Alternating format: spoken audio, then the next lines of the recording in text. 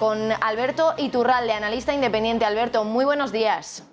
Muy buenos días. Bueno, Alberto, muchísimas gracias por estar aquí con nosotros en mitad de este puente de la Constitución, porque muchos hoy lo consideran como un día festivo, pero aquí estamos nosotros trabajando para darles a los espectadores el mejor de los análisis sobre lo que está sucediendo en el día de hoy en los mercados financieros. Un día donde, como decimos, parece ser que los mercados financieros están aferrando a esa esperanza de que la nueva variante del coronavirus, Omicron, sea menos grave. Por ejemplo, lo decía en las últimas horas Anthony Fauci, que está provocando muchas menos hospitalizaciones que otra de las variantes, por ejemplo la variante Delta. Y no sé, Alberto, si los mercados financieros tienen mucha razón o no en aferrarse a esta esperanza. Si intentamos evitar esas caídas que hemos visto en las últimas semanas, sobre todo en ese viernes negro que tuvimos, por el miedo a que la nueva variante fuera una variante grave, como lo fue, por ejemplo, la variante Delta, sí tienen alguna razón estos mercados en aferrarse a esa esperanza, porque hoy, como decimos,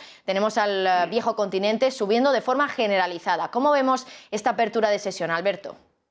Vale, una vez que tenemos los datos, y sobre todo sale Fauci a decirnos que la nueva variante es más leve, es lógico hacer esa relación de hechos. Hace semana y media el mercado caía 540 puntos del DAX en la apertura porque la nueva variante generaba dudas. Y ahora el mercado sube porque la nueva variante nos parece más leve.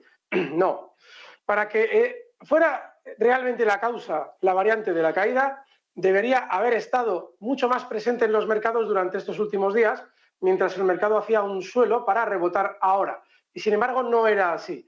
Podría ser, y eso es probablemente más plausible, que en realidad el mercado financiero haya querido hacer salir a mucha gente del mercado con esos sustos en la apertura para luego rebotar como está haciendo ahora. Es decir, una lavada de posiciones. Pero en principio la variante no ha tenido la significación como para ser ese malo que hace subir los mercados. Cuando realmente tenemos una sensación muy negativa y todo el mundo claudica, es cuando el mercado puede subir. Bueno, pues a eso no hemos llegado. Con lo cual, lo que estamos viviendo es un movimiento de mercado normal. Teníamos una gran sobreventa y ahora el mercado reacciona al alza porque ha sacado a todo el mundo del mercado. Y hay que tener cuidado porque todos estos movimientos, sobre todo lo que reflejan es una volatilidad enorme. Volatilidad que por ahora, en el caso del VIX, no ha llegado a ser crítica. Se ha mantenido controlado en zonas de 28-29 puntos. Pero tendremos que vigilar las próximas sesiones. Si el mercado vuelve a recortar, ¿qué hace el VIX? Es decir, si supera esa zona 29, porque eso lo que nos diría es que, sea como sea la nueva variante, el mercado quiere caer. Todavía no es el caso. Todavía seguimos en la tendencia alcista de la que veníamos hablando durante estos meses. Bueno, Alberto, como decimos, esa variante sin duda está teniendo mucha relevancia en los mercados financieros después de ese viernes negro y teniendo en cuenta que ahora están repuntando por la esperanza de que sea menos grave. La pregunta es un poco qué podemos esperar de la reacción de los bancos centrales que se reúnen, por ejemplo, la Reserva Federal y también el Banco Central Europeo en las próximas semanas. Habrá que ver un poco cuáles son los mensajes que nos dejan ahora y cómo reaccionan los mercados financieros a las acciones que puedan tomar estos bancos centrales, porque por un lado desde la Reserva Federal sí que se ha dicho por parte de algunos miembros del Comité de Mercado Abierto de la Fed que se podría estudiar en esa reunión acelerar el tapering, teniendo en cuenta sobre todo que esta variante no es tan mala como parecía apuntar en un primer momento. ¿Qué podemos esperar de esos mensajes de los bancos centrales y de las reacciones que pueden tener los mercados? A la hora de ver qué es lo que va realmente a interpretar el mercado de los mensajes de la Fed, hay que ver qué es lo que ha hecho el mercado horas antes de esas intervenciones. Normalmente cuando la Fed nos va a dar unas noticias o nos va a decir algo que se interprete de manera optimista por el mercado, antes el mercado sube. Y una vez que nos dan la noticia o nos dan ya la confirmación de que efectivamente nos iban a enviar un mensaje positivo, ya sea porque se acelera el tapering porque está todo mejor de lo que pensábamos, o lo contrario y se interpreta positivamente. Entonces, a partir de ahí el mercado suele tender a los núcleos duros de las compañías prácticamente a nivel global, lo que hacen es repartir títulos. Con lo cual, es importante observar qué pasa antes y tener mucho cuidado con intentar reaccionar cuando ya tenemos la noticia en la mesa, es decir, el mensaje es este. Y por lo que estamos viendo en el mercado, lo lógico es que la Fed dé esperanzas o transmita algo positivo, porque ya estamos viendo cómo tiempo antes o justo inmediatamente antes el mercado está subiendo y con fuerza. Bueno, ahora el malo de los mercados financieros, por así decirlo, es esa variante del coronavirus, pero hace unos meses hablábamos de Evergrande y la posibilidad de que quebrara y de que todo esto arrastrara al mercado de deuda. Y en las últimas horas hemos conocido dos noticias respecto a esta compañía que, bueno, la han hecho subir ligeramente en bolsa, pero no sé si, teniendo en cuenta que todavía colea esa posibilidad de que la compañía quiebre y de que por lo menos arrastre al sector inmobiliario de ese país, de China, no sé si esto sigue teniendo algún tipo de importancia para el resto del mercado, porque lo que hemos conocido en las últimas horas, por un lado, es que la compañía va a crear un grupo de control de riesgo para mitigar y eliminar riesgos futuros, lo que al menos en algunos medios económicos se está diciendo que es el motivo de la subida que ha tenido en las últimas horas Evergrande, pero también hoy tenemos una noticia de la agencia Reuters que, bueno, asegura que algunas fuentes han asegurado en la agencia Reuters que algunos bonistas de Evergrande no han recibido los pagos de cupones atrasados. Bueno, una de cal y una de arena para esta compañía, pero como digo, la pregunta es si sigue importando realmente a los mercados financieros la situación de Evergrande. Ni lo más mínimo. ¿Qué es lo que pasa?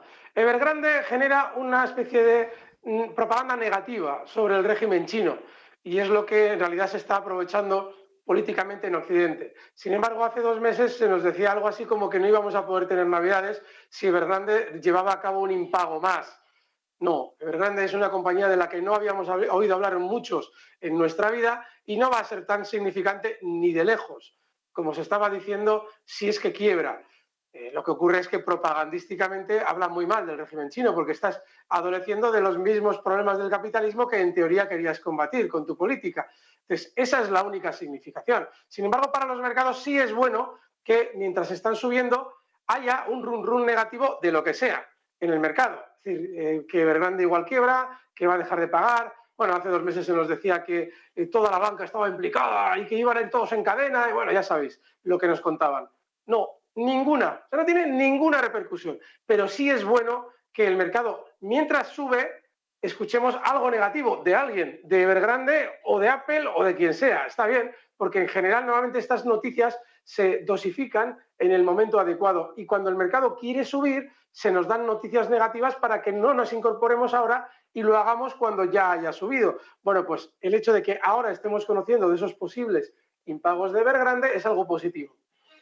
Bueno, y ya dejando un poco de lado ese nivel más internacional, vamos a fijarnos en lo que tenemos en casa, en el IBEX 35, los niveles clave que tenemos que mirar en el selectivo español, teniendo en cuenta que ahora está cotizando en el entorno de los 8.500 puntos, con una subida de ahora más del 1%, donde hoy tenemos como protagonistas al alza, por ejemplo, al sector de la industria, con ArcelorMittal a la cabeza con una subida del 3,5%, también Acerinox, 2,7%, Repsol, Indra, ACS también, y a la baja, pues tan solo tenemos un valor que es AENA con un 0,15% de caída, muy poquito, pero bueno, de nuevo un valor del sector turístico teniendo en cuenta pues todo lo que tenemos sobre la mesa respecto al coronavirus y posibles restricciones que se implementen por parte de los países europeos que bueno, ya las están implementando para pues evitar la propagación de nuevos rebrotes de coronavirus. ¿Cómo vemos la sesión, esta apertura de hoy en el IBEX 35 y cuáles son los niveles clave a vigilar dentro del selectivo? Vale. A la hora de observar o intentar analizar qué es lo que va a hacer durante los próximos días el IBEX, hay que tener en cuenta qué es lo que ha venido haciendo durante esta última caída.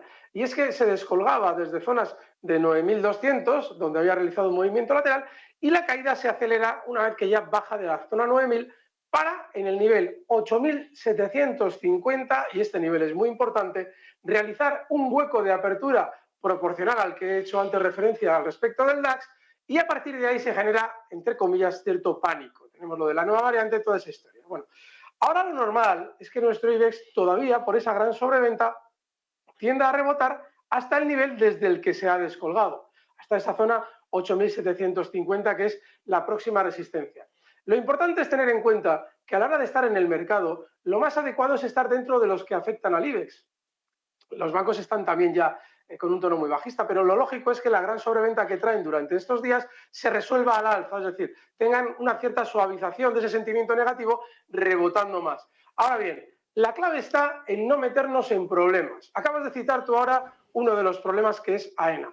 Otro ha sido durante el último año y medio, y de qué manera, además, IAG. Es decir, Los sectores turísticos en España, el sector turístico en bolsa no es relevante para el IBEX. Ya sabemos que España tiene mucho turismo. Sin embargo, en el IBEX las empresas turísticas no pesan mucho. Eso implica que las empresas turísticas, IAG, Mediaset, Sol Meliá y AENA, pueden caer sin problemas, sin afectar al índice. Y eso lo que quiere decir es que ahora podría subir el índice sin problemas y sin estas compañías, porque se están moviendo por otros parámetros que nosotros no dominamos. Con lo cual, si quieren estar en el mercado, yo estos días he venido comentando el caso de Red Eléctrica, el caso de Repsol. Ahora seguramente la banca va a funcionar mejor de lo que lo había hecho durante estas sesiones, precisamente por esa gran sobreventa, pero sobre todo evitar el sector turístico, porque sí, tendrá calentones, tendrá subidas como ayer de IAG del 8%, pero también la semana pasada había tenido caídas del 12%. Así es que mucho cuidado. Bueno, y también quería preguntarte, Alberto, por el sector de las criptomonedas. Tenemos nuevos bandazos ya en las criptodivisas principales del mundo. Por ejemplo, Bitcoin, que ahora mismo está registrando una subida de más del 6%, pero claro, teniendo en cuenta que en la última semana ha caído más del 10% por el hackeo que ha sufrido esa plataforma de criptomonedas Bitmart. ¿Cómo vemos estos movimientos que está sufriendo el sector de las criptomonedas en los últimos días? Hay algo muy importante. Ahora ya parece ser que ha aparecido también el malo de las criptomonedas, es decir, ¿qué había generado la caída? Bueno, la caída del Bitcoin se produce en unos minutos, pero no la caída que caiga el Bitcoin en unos minutos, no. Es que ya cierra la sesión del viernes en nivel 54.000 para abrirla del sábado de madrugada, unos minutos después, en zonas de 47.000. De 54.000 al cierre a 47.000 en la apertura. Eso no se puede generar por un hackeo. Es decir, cuando se produce una noticia de ese tipo, normalmente el Bitcoin cae muy rápido, pero no lo hace con un hueco de apertura con una diferencia de unos minutos. Vamos, lo que esto quiere decir es que seguramente el sistema financiero tenga preparadas más caídas para el Bitcoin, porque en el pasado, cada vez que el Bitcoin tenía una caída importante, teníamos en la mesa una noticia importante. Véase que China prohibía el Bitcoin o cualquier otra cosa que en teoría, para quien sigue el Bitcoin podía justificar realmente el descenso del Bitcoin. Sin embargo, eso no ha sido así. Ahora sí, ahora aparece un malo, que ha sido un hackeo, que tal. No, quien siguió cómo se estuvieron produciendo los hechos el viernes a la noche ve que no puede ser, debido a una causa que ahora nos estén contando como lógica. Es algo basado única y exclusivamente en la manipulación. Y esa manipulación se debe a que hay un gran sentimiento alcista en el Bitcoin. Por eso está cayendo. Y lo normal es que ahora, lo mismo que hemos comentado con los índices, pero con una diferencia. Ahora tiene una gran sobreventa, como efectivamente los movimientos del Bitcoin son exagerados, tendremos ciertos rebotes, pero lo lógico es que en el tiempo este sí continúe cayendo, porque el malo que nos están contando no tiene suficiente entidad para efectivamente realizar el movimiento que realizó el Bitcoin. Bueno, pues seguiremos muy pendientes al movimiento del sector de las criptomonedas y también a las bolsas europeas, que como decimos hoy parece ser que se están aferrando a ese argumento de que el coronavirus, la nueva variante del COVID, de Omicron, es menos grave de lo que parecía en un primer momento. Alberto Iturralde, analista independiente, muchas gracias, como siempre. Muchas gracias, fuerte abrazo.